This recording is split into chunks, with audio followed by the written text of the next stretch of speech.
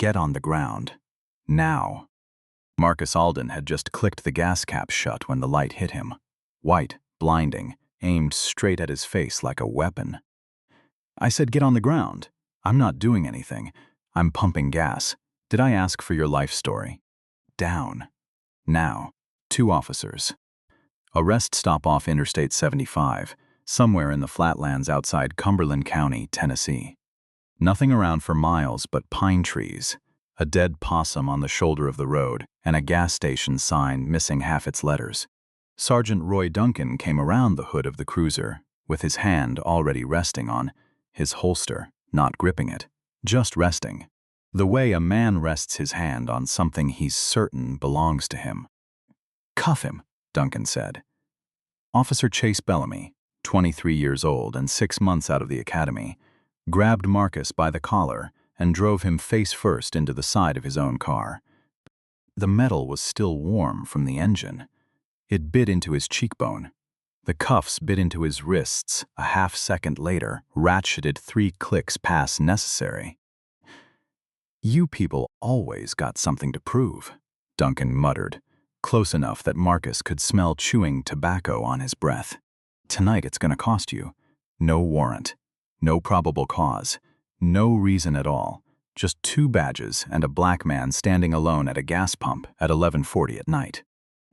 What neither officer knew, what neither of them bothered to ask, was that in exactly 9 hours and 20 minutes, Marcus Alden would be sitting behind a bench in a black robe, and both of their careers would already be over. They just didn't know it yet. The highway had been empty for 3 hours before that. The kind of empty where the white lines seem to hypnotize you, where the only company is the hum of tires and the occasional flash of a deer's eyes in the headlights. Marcus had been driving since Charlotte, hands loose on the wheel, radio off, mind circling the same 2 words over and over: tomorrow morning.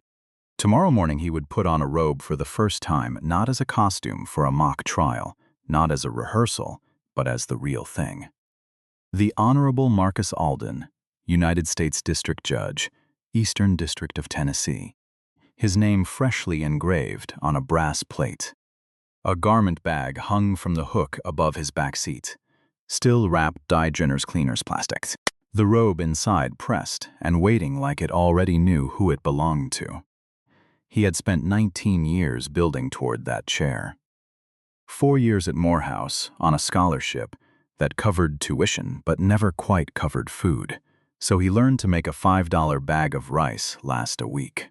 3 years at Georgetown Law, sleeping 4 hours a night, waiting tables on weekends to send money home to his mother, who cleaned offices on the night shift in Memphis and never once complained about her knees.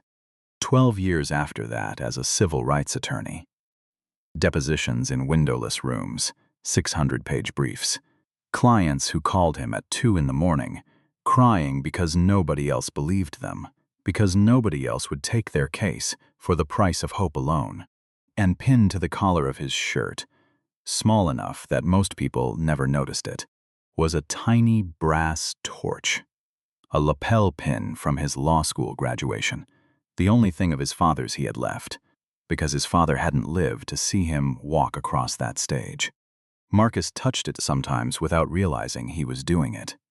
He touched it now, at the gas pump, right before the spotlight found him. His mother's voice lived permanently in the back of his skull. Always signal, even when there's nobody on the road. Always show your hands. Always give them one less reason. He had followed every rule she'd ever given him, all the way to a federal appointment, and it hadn't mattered even a little. That was the thing nobody outside his skin ever seemed to understand. The rules were never actually about safety. They were about buying seconds. Sometimes even the seconds weren't enough. Inside the patrol car, before the spotlight, before any of it, Duncan had been watching Marcus through the windshield for almost 4 minutes. Pressed shirt, slacks. A sedan too clean for a rest stop this far off the interstate. Duncan had 16 years on the force and a reputation for being the guy who kept the peace on this stretch of highway. which in practice meant he'd pulled over more black drivers on I-75 between 10 p.m. and 2 a.m. than every other officer in the department combined, and every single one of those stops had ended the same way. No charges, no apology, just a shaken driver and a wasted hour. Bellamy, in the passenger seat, was still young enough to think every one of Duncan's instincts was gospel. He picked up the radio at his sergeant's nod, called in a description that fit exactly one detail: black male, expensive car, and reached for his door handle before Duncan had even finished parking. "Pop the trunk," Duncan said, once Marcus was cuffed and folded against the hood. "You don't have probable cause," Marcus said. His voice didn't rise. It never rose. Rising was a luxury. "I decide what's probable out here," Duncan said, jabbing a finger into Marcus's sternum hard enough to leave a mark that would still be tender the next morning. "I'm the only law this road's got tonight. I want your badge number." Duncan laughed, a short, ugly bark that bounced off the gas pumps and died in the pine trees. "Write that down, Bellamy. Man wants my badge number." Bellamy wrote nothing down. Nobody ever did. They put him in the back of the cruiser. Through the wire mesh, Marcus watched Duncan climb into his own sedan, throw open the glove compartment, and start pawing through papers with the careless confidence of a man who had done this 100 times and never once been wrong. The garment bag swayed gently on its hook above the back seat, the little brass seal of the federal court glinting once in the dome light. Neither officer looked at it, not once. People who have already decided what they're looking at rarely bother to look twice.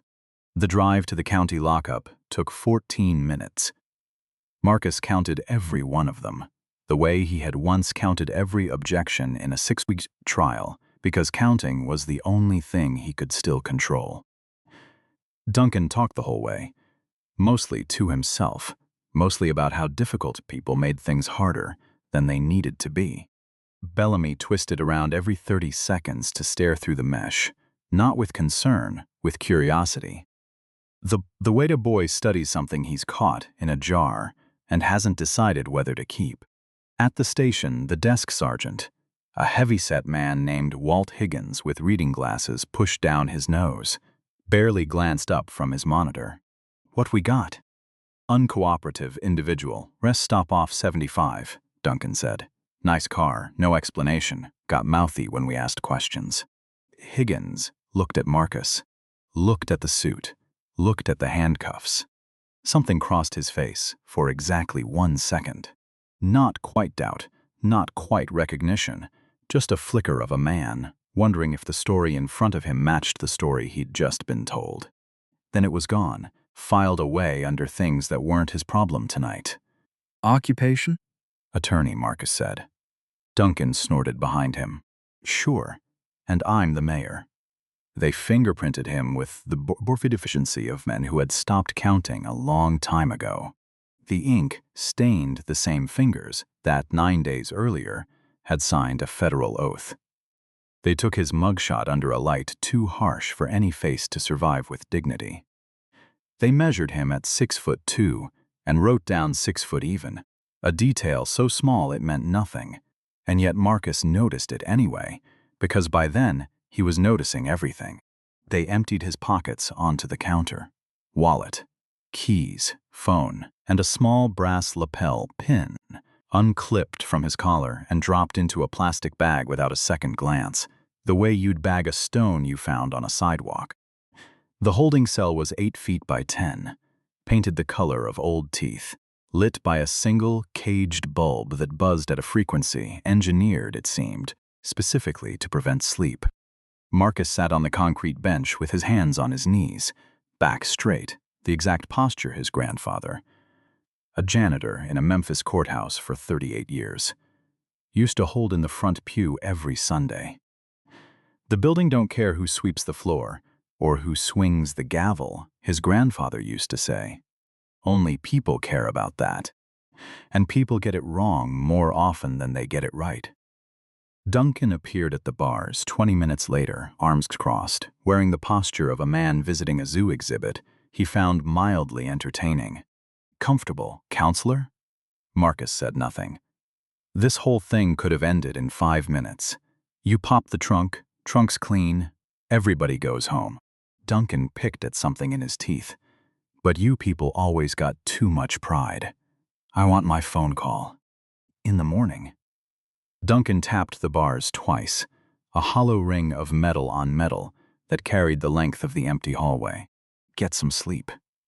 His boots receded down the corridor, slow, heavy, deliberate, each step announcing ownership of everything they passed over, including the man behind the bars. Marcus closed his eyes, not to sleep, to work. Fourth Amendment, unreasonable search and seizure. No warrant, no consent, no probable cause established on the record. Terry v. Ohio. An officer may conduct a brief investigative stop only with reasonable, articulable suspicion of criminal activity. Buying coffee and pumping gas at a rest stop is not criminal activity, has never been criminal activity, and no court in this country's 200-year history had ever ruled otherwise. Section 1983. Deprivation of civil rights under color of law. He filed every violation the way he had filed 10,000 case documents over 12 years. Clean, ordered, and devastating, whether or not anyone in this building would ever see it that way. Twice during the night, officers passed his cell. The first, a young woman with a ponytail and a clipboard, glanced in, then looked away fast enough that her face never had to admit what her eyes already knew. The second was an older officer, gray at the temples, who stopped, read the empty charge sheet clipped to the cell door, opened his mouth, and closed it again, and walked on. In 12 years of practicing law, Marcus had seen that particular expression 100 times. It was the face of a man who knows something is wrong and has already decided, before he even finishes the thought, that it is not going to be his problem tonight. Around 3 in the morning, the building went completely silent. No radio chatter, no footsteps, just the bulb and a dripping pipe somewhere behind the wall and his own breathing. He did not let himself be angry. Anger cost energy he could not spend. Instead, he replayed the stop from the beginning, cataloging every unlawful second with the precision of a man building a case. Because that, more than fear, more than exhaustion, was the only thing he still had left that nobody in this building could take from him. His phone call finally came at 4:45, not because anyone remembered, but because the shift changed. A younger officer named Reyes unlocked the cell with the careful expression of a man diffusing something he hadn't built. Marcus dialed the only number that mattered. His clerk, Renata Okafor, answered on the second ring, her voice already alert, in the particular way of someone long used to calls before dawn. "Judge Alden?" "Renata, I may be late this morning." A pause, longer than it should have been. "How late?" "I'm at the Cumberland County lockup." Another pause, longer still. He could hear her rearranging her entire understanding of the night around those 6 words. Are you all right?" "I'm fine. Don't call anyone. I'll be there." "Yes, sir." He hung up, and something inside him shifted that had nothing to do with the room. For 19 years he had believed in the system the way a surgeon believes in a scalpel, fully aware of the damage it could do, and steady in his commitment to using it precisely anyway. Tonight, the scalpel had been used on him. In a few hours, he would be the one holding it again. Sergeant Rhonda Pierce came on at 6:40 with a cup of gas station coffee and a face that said she'd rather be anywhere else on earth. It took her under 2 minutes, scrolling the overnight log, to find the problem. "There's no charge on this arrest," she said, mostly to herself. Then, louder, to the outgoing shift. "Reyes, there's no charge here. No contraband, no warrant, nothing documented. Why is this man still in a cell?" Nobody had a good answer. Pierce didn't wait for one. She walked the length of the corridor with a stride entirely unlike Duncan's.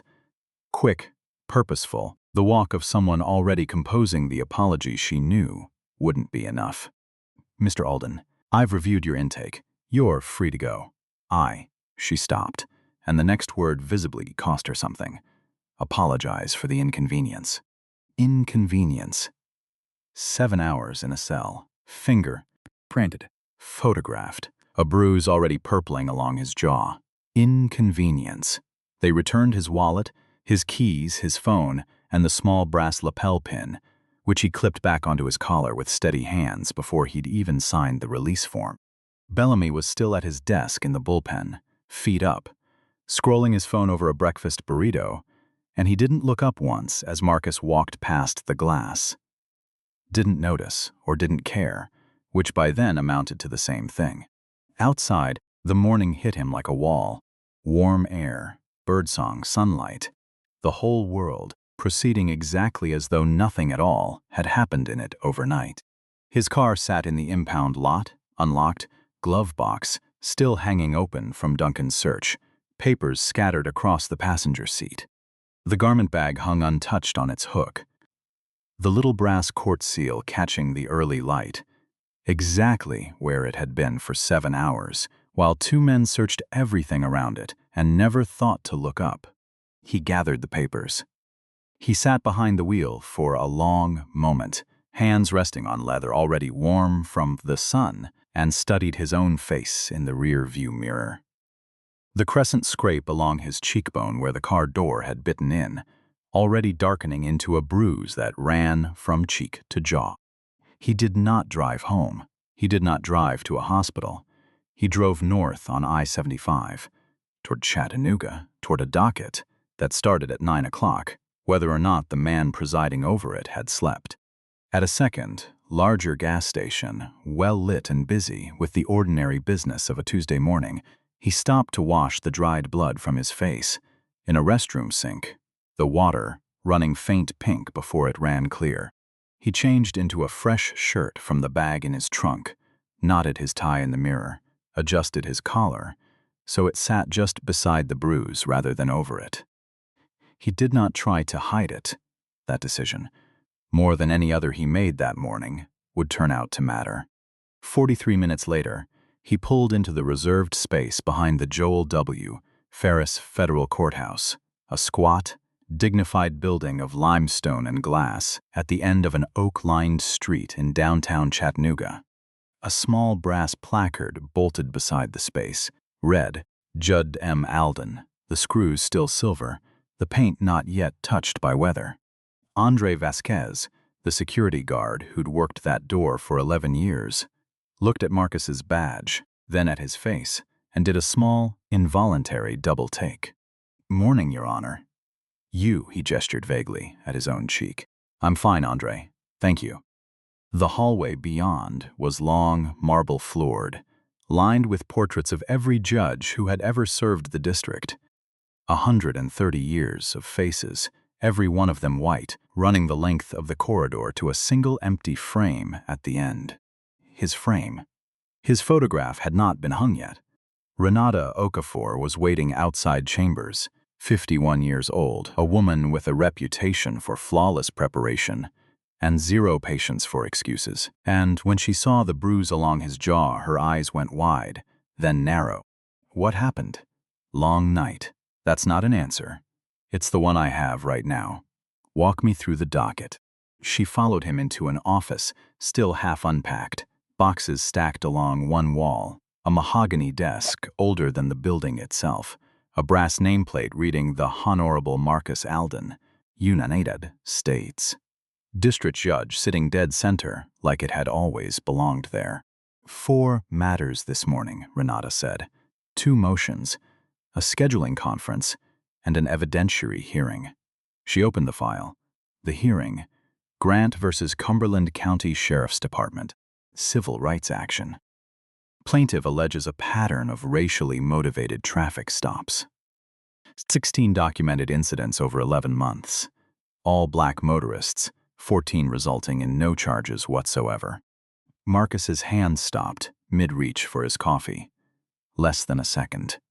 Renata noticed anyway, though she said nothing. He opened the file. 16 stops, 14 with nothing found, all on I-75, all between 10 at night and 2 in the morning. The named plaintiff, Isaiah Grant, a high school civics teacher from Cleveland, Tennessee, had been pulled over 3 times in 5 months. The last stop had lasted 50 minutes and turned up nothing but a trunk full of ungraded essays and a cooler of sandwiches for a field trip. Marcus closed the file, set both hands flat on the desk, and stared at the grain of the wood for a long moment. "Judge Alden," Renata said carefully, "do you need to recuse?" It was the exact right question, and she had no idea how exact. If a judge has a personal connection to a case, financial interest, family involvement, prior relationship with a party, recusal is mandatory. But Marcus had not been a party to this litigation. He had not been a plaintiff, a witness, a defendant. What had happened to him 9 hours ago on a stretch of the same highway, at the hands of a different sheriff's department entirely, was legally separate. Ethically, the line was thinner than he liked. He knew it. She would come to know it too later, and understand exactly why he'd answered the way he did. "No," Marcus said, "I don't." Renata held his gaze 3 full seconds, then nodded once and kept reading. "The defense is calling 4 character witnesses this afternoon. 2 supervisors, 2 officers." She scanned the names, and her pen paused for exactly a heartbeat before she read them aloud. The way you read ingredients off a label. Routine. Unremarkable, because she had no reason yet to know otherwise. Sergeant Roy Duncan and Officer Chase Bellamy. She had no reason to notice the muscle that tightened once along Marcus's jaw. "They'll be in my courtroom," he said, "this afternoon." He walked to the window. Downtown Chattanooga stretched out below. Quiet streets. A coffee shop, rolling up its awning, a city going about an ordinary Tuesday for everyone except the man watching it from the 3rd floor. He turned back. Pull the department's internal affairs file. Every complaint, every dashcam log going back 3 years. "Yes, sir." "Anything else?" "No." He crossed to the garment bag, unzipped it, and lifted the robe out into the light. Heavy, black, immaculate. He put it on. He adjusted the collar. The bruise along his jaw sat just above the fabric, visible to anyone who cared to look. He did not adjust it further. "Call the courtroom," he said. "Tell them I'm ready. All rise." The United States District Court for the Eastern District of Tennessee is now in session. The Honorable Judge Marcus Alden presiding. The gallery stood. Isaiah Grant sat at the plaintiff's table in a borrowed suit, hands folded, 42 years old, a man who had spent 11 months rehearsing this exact silence. A reporter from the Chattanooga Times Free Press sat in the 3rd row with a notepad already open, and in the 4th row, in full dress uniform, sat Sergeant Roy Duncan and Officer Chase Bellamy. Marcus entered from the side door, robe on, back straight, the bruise plainly visible beneath the courtroom lights. He climbed the 3 steps to the bench and did not look at the 4th row. "Not yet. Good morning.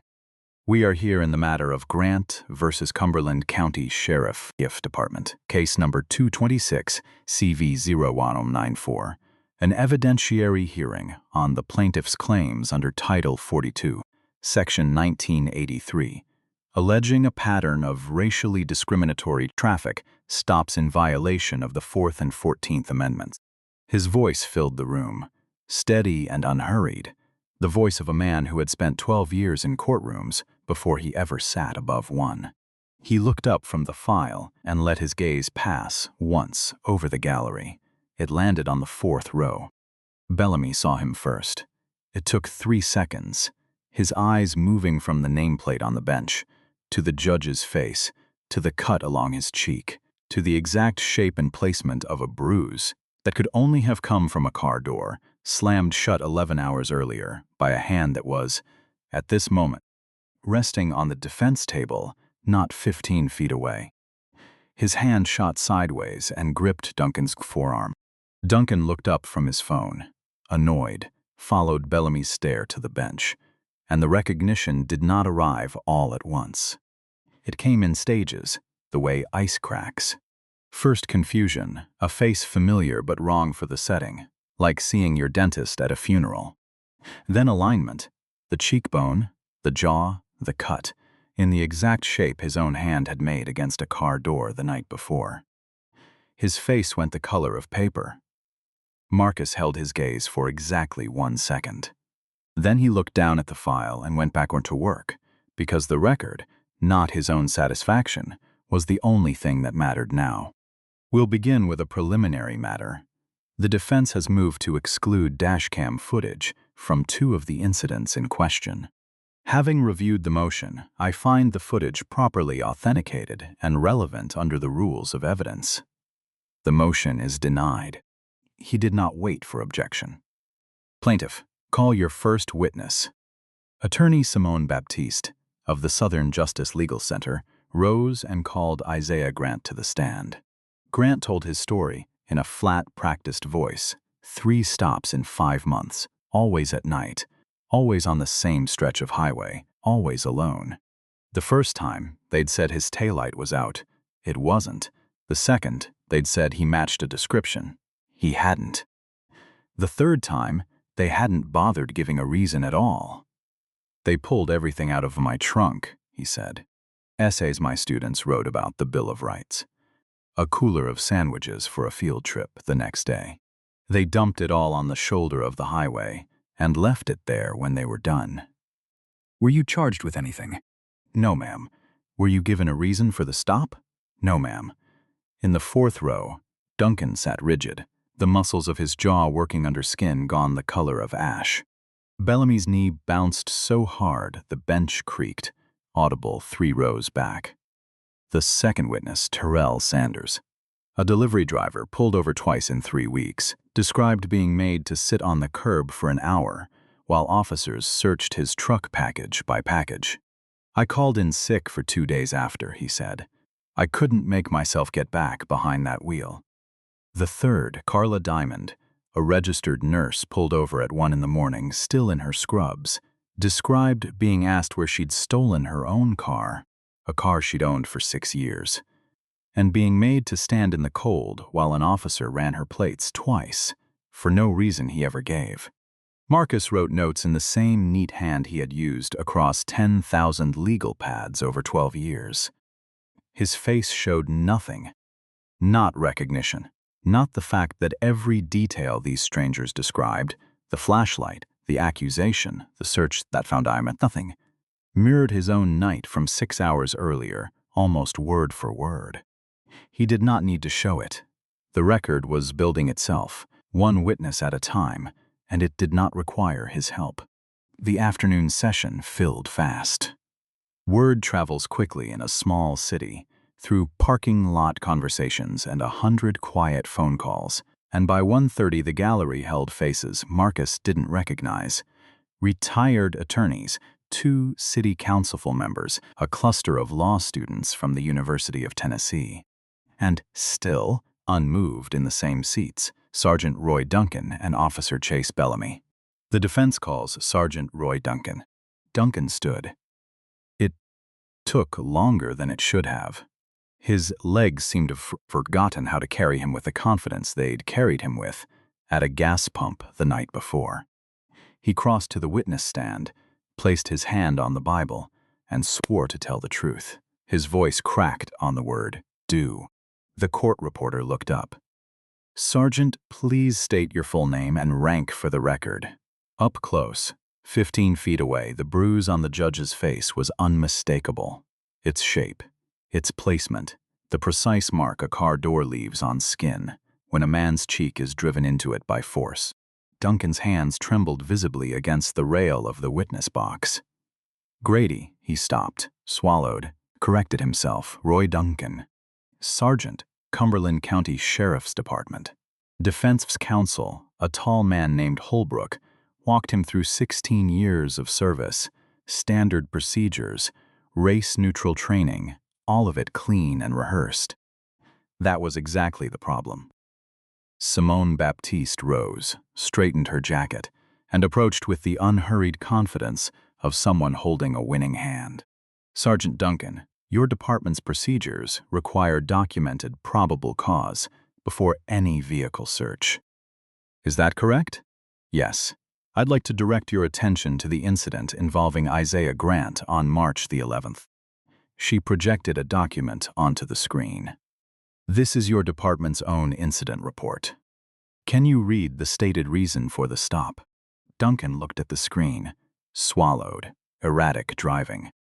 Mr. Grant's dashcam shows him driving 39 miles an hour in a 40 zone in a straight line for 6 uninterrupted minutes before you activated your lights. Does that look erratic to you, Sergeant? I wasn't the officer who initiated that stop. No, but you're the supervising sergeant who signed the report. Your signature is right there, she pointed.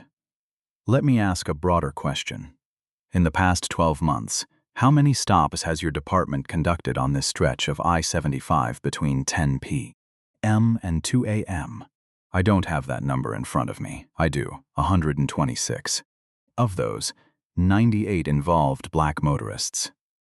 That's 78%, Sergeant, in a county that is 19% black. Can you explain that discrepancy? Traffic patterns, Duncan said.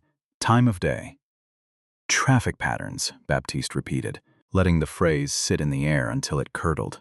Sergeant Duncan, have you ever detained an individual without probable cause? The question landed like a trapdoor opening. Duncan's eyes flicked, involuntarily, to the bench. Marcus's face was stone. The bruise on his cheek caught the overhead light. No, ma'am. The lie filled the courtroom like smoke, hanging between the witness stand and the bench, between the man who told it and the one man in the room who knew, in his bones, in the ache along his own jaw, exactly what that single word was worth. Marcus wrote one line in his notes. His expression did not change. Baptiste played 2 more clips of dashcam footage, the same pattern each time, no stated reason, an aggressive search, no charges, release without explanation. In one, an officer's voice could be heard saying, "Off Mick, nice car for a neighborhood like this." A murmur moved through the gallery. Bellamy's testimony, when it came, lasted 6 minutes. He answered every question with yes, ma'am, no, or I was following Sergeant Duncan's instructions. His knee never stopped moving. His voice never rose above a whisper. At 4:20, both sides rested. Marcus straightened his files, looked out over the courtroom. The plaintiffs, the defense table, the reporter, the students, and 2 officers in the 4th row who had not looked up in over an hour. I have heard the testimony, reviewed the exhibits, the dashcam footage, and the department's own internal records. His voice was measured, every word placed like a stone. The evidence establishes a clear, sustained, and well-documented pattern of racially discriminatory traffic stops conducted by the Cumberland County Sheriff's Department in violation of the 4th and 14th Amendments to the United States Constitution. The department has failed to offer any legitimate race-neutral justification for the disproportionate targeting of black motorists on this stretch of highway. The testimony of the plaintiffs was credible, consistent, and corroborated by the department's own records. The testimony of the defense was not. He looked, finally and directly, at Duncan. Not with anger, with something colder than anger. This court orders the following relief, effective immediately. Independent civilian oversight of all traffic stop activity within the department. Mandatory retraining of every officer on constitutional search and seizure standards, to be completed within 90 days. Permanent uninterrupted activation of body cameras during every stop, with footage retained no less than 2 years. And compensatory damages to each plaintiff, in an amount to be determined at a subsequent hearing. This court further refers the conduct of Sergeant Roy Duncan to the District Attorney's Office for review of possible criminal charges under color of law. The gavel fell once. The sound rang off the limestone walls and died into silence. Duncan did not stand when the courtroom rose. He sat with his hands on his knees, The exact stillness Marcus had held on a concrete bench 9 hours earlier, but a different kind of stillness. The stillness of a man watching the first crack spread through everything he had ever believed about himself. The district attorney's office moved faster than anyone expected. Within 3 weeks, 7 additional complaints surfaced against Duncan alone, all from black motorists, all some stretch of I-75, stretching back 4 years. 2 more officers under his direct supervision were suspended. The department's overtime budget was gutted to pay for court-mandated oversight. Bellamy resigned before the internal investigation reached his name. Badge on the desk. On a Tuesday morning, gone by noon, no statement, no forwarding address. Duncan fought it. He hired a lawyer, filed a grievance claiming the ruling was biased, alleged in a formal complaint that Judge Alden had an undisclosed conflict of interest, though his attorney could never specify what that conflict actually was. He couldn't. Naming it meant confessing to the exact conduct the court had just condemned. The complaint was dismissed in 11 days. The criminal case took 8 months. A grand jury indicted Duncan on charges of deprivation of rights under color of law and falsification of a police report. He pleaded not guilty. He sat through 3 days of trial, with the same rigid posture he'd worn in the 4th row, arms crossed, certain, right up until the jury foreman read the verdict and something in his face simply gave out. At sentencing, the judge, not Marcus, who had recused himself the moment the criminal referral was filed, precisely so that no one could ever again question the fairness of what happened in that courtroom, asked Duncan if he had anything to say. For a long moment, Duncan said nothing at all. Then he stood, and for the first time in 16 years of wearing a badge, his voice came out small.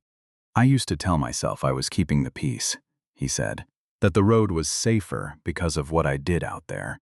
I never once asked myself who I was keeping it safe from." He looked, briefly, toward the gallery, where Isaiah Grant sat in the 2nd row. "I'm sorry, I don't expect that to mean anything.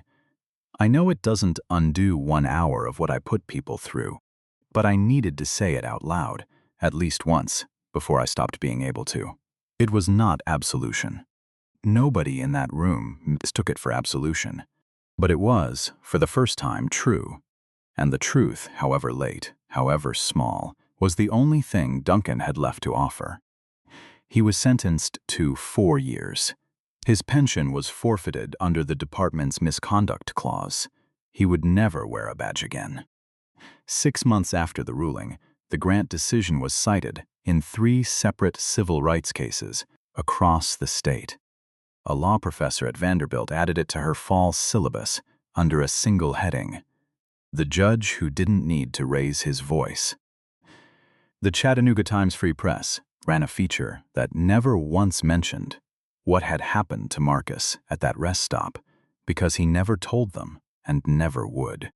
He drove the same route to the courthouse every morning, and every morning he passed the exit for that gas station off I-75. He never stopped there again. He didn't need to. The station itself closed 8 months later. Pumps hauled away, sign taken down, weeds pushing up through the cracked asphalt until there was nothing left to mark what had happened there at all. But the courthouse stayed open. And every morning, behind the bench, in the same robe, with the same small brass pin clipped to his collar, Marcus Alden kept showing up. One evening, nearly a year later, Renata found him in his chambers long after the building had emptied, the lapel pin sitting on his desk beside a stack of case files, catching the last of the light through the window. "You still keep that thing," she said. "My father's," Marcus said. "He never got to see any of this." She didn't ask anything further. She didn't need to. Some things a person carries because carrying them is the only way to remember what the cost of arriving actually was. A jury never heard about that night at the rest stop. It was never entered into any record, never cited in any ruling, never spoken of in any courtroom. And maybe that was the point. Duncan had believed, for 16 years, that his badge was the last word on every road he patrolled. That power meant deciding who got stopped, who got searched, who got shoved face first onto asphalt for the crime of buying coffee after dark. But power built on nothing but fear has an expiration date. It only survives until the moment it collides with something it cannot break. Marcus never announced who he was. He never needed to. He sat in a cell with ink on his fingers and a bruise rising on his face. And when morning came, he drove 43 minutes, put on his robe, and let the evidence speak for itself. 19 years of preparation meeting one night of cruelty, and the very system that had failed him at a gas pump became the instrument that protected 16 others just like him. But somewhere out there tonight, on some other stretch of highway, in some other town, there is someone standing at a gas pump with no robe waiting for them tomorrow morning. No bench, no courtroom, no brass nameplate with their name on it. If justice doesn't show up for them, whose fault is that? Yours? Mine? Or the system all of us agreed quietly to keep living under?